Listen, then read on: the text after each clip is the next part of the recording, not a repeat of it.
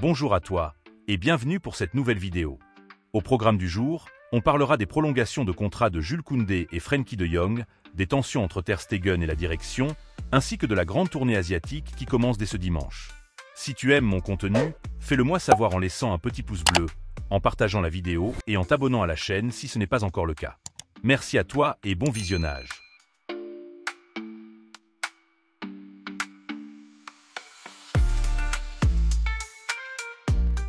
On commence cette vidéo par le renouvellement de contrat de Jules Koundé avec le Barça jusqu'en 2030, ce qui est totalement mérité pour le défenseur français après la grande saison qu'il vient de réaliser.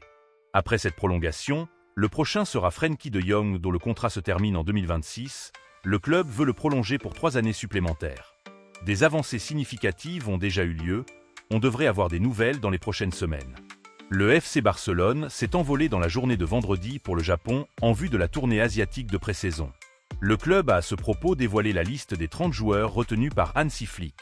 Comme gardien, on a Johan Garcia, Szczesny, Iñaki Peña et le jeune gardien de la Masia Diego Kochen.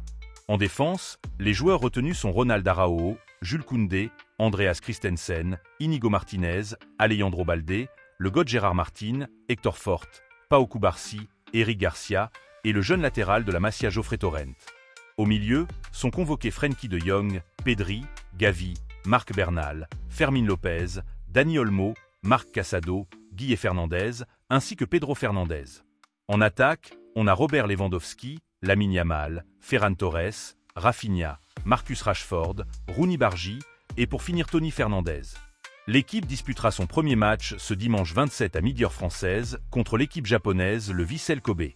Ter Stegen, Oriol Romeu et Pau Victor nouvellement transférés à Braga sont exclus de la liste des participants et resteront à Barcelone afin de trouver une porte de sortie avant la fin du mercato.